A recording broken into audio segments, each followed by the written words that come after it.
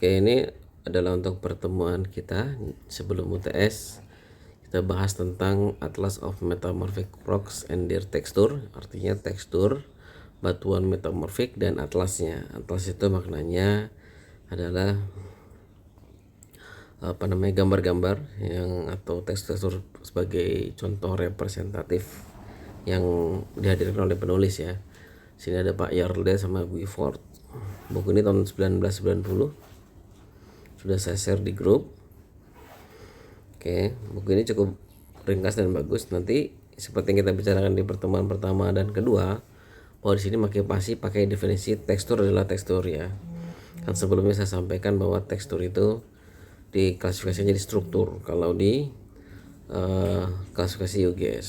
Tapi kalau umumnya masih disebut sebagai tekstur memang. Oke, sekarang kita bahas tekstur sebagai tekstur di sini. Oke. Jadi ada varieties of metamorphic rock ya. Nah, di sini Anda perhatikan bahwa metamorphic rock itu ya, ada yang settingannya itu ada kontak, regional, kemudian ada seafloor and hydrothermal metamorphism dan impact metamorphism. Ini di klasifikasi juga ada, tapi ini di bukunya Yardley ini dia lebih fokus ke 4 genetik ini: kontak, regional atau dinamik, lantai samudra, seafloor dan hidrothermal. Kemudian impact metamorphism. Impact itu meteor impact maksudnya. Oke. Kemudian di dalam protolit ya, protolit itu adalah batuan terdahulunya, maka dibahaslah menjadi metamorfik dari batuan sedimen, kemudian metamorfik di batuan beku. Oke, gitu ya. Ini ada misalnya metamorfik dari batuan pelitik, ya kan. Ada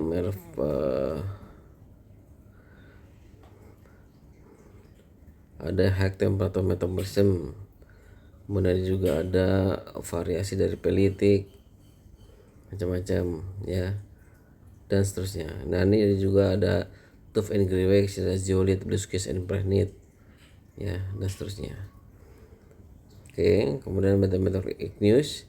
Igneous itu mulai dari medium pressure sampai high pressure. Ada juga yang di ultra basic, misalnya pompelite ya kan, green skis, igneous felic, epidot, actinoid skis. Nah, ini kalau dari batuan beku. Misalnya juga ada blue skis, spasies, ini fasiesnya ya, ada corrosive skis, lawsonite dan garnet glauban skis. Ekologi itu dari batuan beku juga. Ada ekologi sendiri, kianit ekologi dan ekologitized dolerite. Dolerite itu diabas ya, atau gabro. Oke, walaupun nanti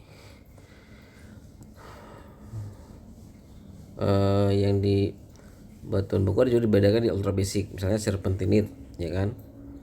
Kemudian ada juga olivine, talc, carbonate rock. Ada juga granulate facies, serpentinite, metra peridotite. Jadi serpentinite itu adalah batuan metamorphism ya, walaupun di banyak buku dia masih disebut sebagai ubahan dari batuan metamorph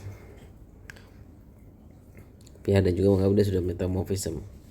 Kemudian pilihan kedua adalah tekstur dari batuan beku ya. Tekstur batuan beku adalah misalnya simple textural terms, ada grain size and shape, jadi kita belajar di sini. Kemudian ada deformasi, plastik dan melanitisasi. Ada time relation between deformation and metamorphism. Ini ada pretectonic, syntectonic dan seterusnya. Oke. Tekstur polymetamorphism ya. Oke. Kemudian kita masuk ke pembahasan berikutnya. Itu satu, ini dia, name indicating the nature of parent material. Oke. Seperti yang di klasifikasi batu ini kan ada kriteria penamaan batuan beku. Di sini juga ada sama kan, the nature of parent material, metamorphic metallurgy, rock texture dan special name. Okay. Kemudian pertama original material, kemudian metamorphic rock type-nya disebut apa? Oke. Argillaceous atau clay atau sedimen disebutnya pelitic. arenaceous atau sandy disebutnya summit atau samitik ya, batu pasir. Kalau banyak claynya disebut pelit. Oke. Kalau clay sand mixture disebut semi pelit. Kalau quartz sand batu pasir kuarsa disebut quartzite. Kemudian kalau lan napal ya disebut kak silikat atau calcareous. Limestone disebut marble. Kemudian basalt metabasit ya, mafic. Kemudian ironstone adalah meta ironstone atau ferruginous. Jadi yang kanan itu adalah nama dari tipe metamorf, yang sebelah kiri itu sedimen ya atau asalnya. Kalau orang nyebut metabasit waktu itu basalt. Oke, kemudian rock texture. Kemarin di buku IGS kita sebut struktur. Oke, di sini kan ada namanya derajat schistosity kan. Nah, di sini diubah lagi, bukan diubah. Ini yang umum kita pakai adalah ada slate, pilit, schist, dan gneiss. Itu semua tekstur gneiss, schistosity, tapi yang ada yang kuat, ada yang lemah. Yang kuat itu schist. Kemudian dari istilah milonit itu adalah term yang dipakai untuk batuan dengan butiran halus pada zona daktil. Ya, itu zona patahan. Kemudian Hornfels kontak metamorphism dengan fabriknya random ya. Fabrik itu hubungan antar butir. Kemudian special name green schist, schist hijau, blue schist, amphibole, serpentinit, ekologit, granulit, migmatit. Oke. Nah, kemudian ini udah pekan lalu harusnya sudah paham ini. Ini adalah gambar yang wajib dihafalkan di dalam petrologi batuan, fasis metamorphism. Oke. Oke, karena kita lihat dari cordierite, chlorid, butite, hornfels. Di sini ada contohnya ya. Cordierite, chlorid, butite, hornfels. Seperti ini batunya. Kemudian ada peridotite, hornfels. Oke, jadi ini batuan peridotite tapi sudah mengalami proses metamorphism, disebut peridotite hornfels. Kemudian ada garnet butite schist, sudah umum ya, garnet butite schist. Ini ada seafloor amphibolite batuannya, berarti ini ada amphibolite itu dari basalt ya, yang kemudian berubah. Kemudian ada epidosit. Kenapa disebut epidosit? Karena epidosit isinya epidosit. Ini dari batuan basalt juga. Ada impact metamorphic rock, ini akibat dari impact metamorphism. Impact metamorphism adalah jadi genetik kita tidak ketahui, tapi karena hantaman meteorit. Sini tulisan large high velocity meteorit. Ini batuannya seperti ini, sangat mirip dengan piroklastik karena dia terbentuk banyak seperti gelas ya. The rock containing angular fragments of quartz, feldspar, butite, fine matrix, that large glass ya kan, impact floating. Nah ini jadi mirip banget sama piroklastik karena ada gelas itu yang ini. Oke. Sekarang kita ke sikat waktu, nanti kita bahas lagi kalau di pertemuan offline. Nah di sini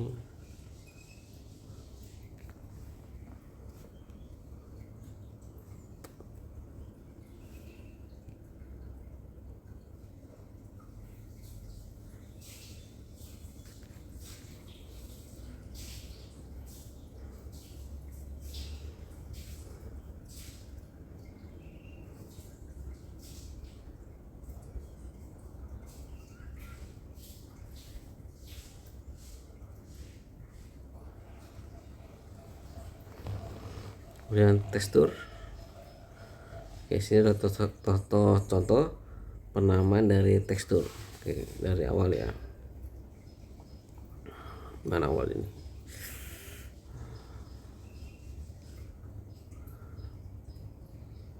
Oke, tekstur batuan metamorf. Jadi kalau kita pahami tekstur biasanya cuman slate, fillet, gneiss itu kan tekstur secara umum ya. Kalau kita lihat di sini ada pertama simple tekstur itu dinamakan berdasarkan grain size and shape ya. Kemudian juga berdasarkan foliation-nya atau schistosity-nya ya, seperti ini. Tekstur, foliation atau bedding and schistosity in quartzite. Quartzite, karena quartz itu biasanya tidak foliation ya. Nah, sini disebut foliation. Jadi karena ada seperti ini penjajaran. Oke. Yang kedua ini ada granoblastik. Granoblastik itu artinya batu itu berbutir-butir. Granoblastik ya ini kristalin kayak gini, sebut granoblastik. Ini contohnya granoblastik pada hornblended scapolite granulate. Oke. Kemudian ada asikular, biasanya ada mineral yang berjarum bentuknya prismatik panjang. Contohnya ini asikular pada actinolite schist, yang dimana asikular itu ya actinolite itu kayak gini ya. Kemudian ada decussate. Decussate itu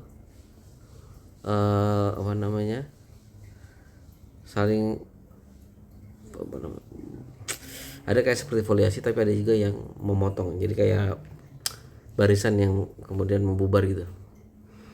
Kemudian juga porphyroblast. Porphyroblast itu seperti ini, jadi ada seperti porphyritic kalau di batuan buku, jadi dia ada batuan yang halus ya kan, halus tiba-tiba muncul 1-2 mineral yang kasar.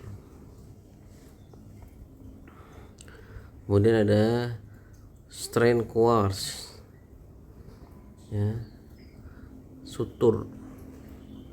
Kemudian ada milonite ya, mirip porphyroblast. Kalau milonite ini kan batuan ini. Kemudian ada granite ultramilonite ya, teksturnya yang disebut ultramilonite.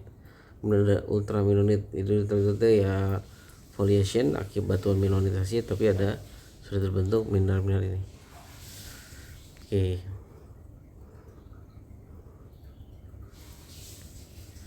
Disebutnya ini ya, jadi ada fragmen kecil-kecil kristal itu disebut sebagainya, tulisannya porphyroclast. Jadi misalnya ini porphyroclastnya adalah kalau nggak salah ini quartz ya kan, K-feldspar porphyroclast, maaf, ini K-feldspar porphyroclast feldspar ya. Kemudian ada tekstur lagi milonitized garnet mica schist showing porphyroclast, tadi sama ya, porphyroclast. Ini ada genetik, misalnya bagaimana sih terbentuknya deformasi time and relationnya. Ini kita lihat ya, jadi ada foliation, kemudian ini ada bundar itu ada mineral yang kita sebut porphyroclast. Kan saya salah sebut, jadi mineral di metamorf itu ada yang terorientasi, kemudian ada juga yang tumbuh. Nah ini adalah beberapa mineral yang ekuan yang tumbuh, dia akan disebut sebagai porphyroclast biasanya. Seperti ini, melingkar. Nah, ini berarti ada deformation ya. Porphyroblast syntectonic porphyroblast, sebutnya blast porphyroblastic. Nah ini dia, jadi ada perubahan, ada orientasi, kemudian akhirnya mineralnya itu bentuknya tuh semacam ada melingkar. Itu karena tektonik. Jadi kalau ada kayak gitu berarti terpengaruh besar sama tektonik. Walaupun memang metamorf itu banyak banget ininya pengaruh tektonik ya, karena tekanan dan temperatur kan terpengaruh terjadi di tektonik. Oke, kemudian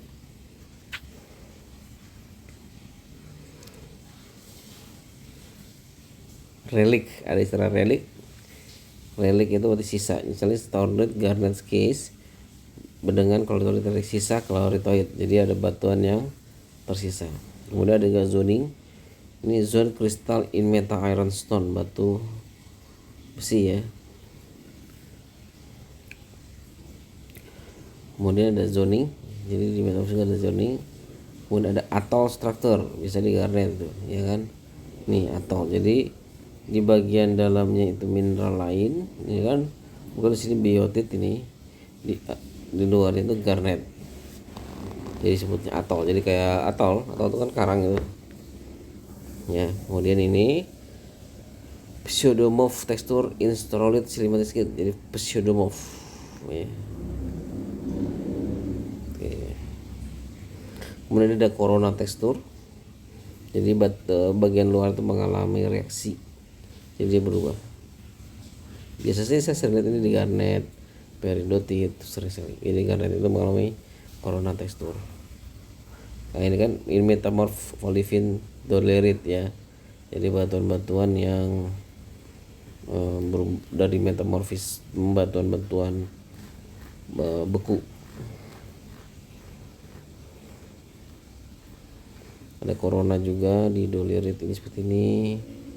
Jadi kalau ada corona biasanya batuan beku ya yang berubah. Kemudian ada metasomatic zoning, ini kontak biasanya. Jadi ini sebelah kanannya tuh banyak mineral dari yang warna hijau, kemudian sebelah kiri banyak pipih. Ini kontak corona. Kemudian juga sama kontak. Ini ada overprint juga ada. Jadi ada blue skies, overprint, of ecology, jadi transisi ya. Kemudian ada overprint. Nah, jadi ada juga overprint di batuan metamorphism. Oke, seperti itu. Tolong dibaca sampai habis karena ini cukup bagus. Kenapa? Karena di sini ada gambarnya, gambar setan tipis jelas ya. Jadi nanti Anda kan di bagian setelah UTS ini akan saya kasih tugas untuk membuat studi batuan metamorfik, kemudian dijelaskan tekstur dan genetiknya secara detail. Seperti itu. Terima kasih atas perhatiannya. Assalamualaikum warahmatullahi wabarakatuh.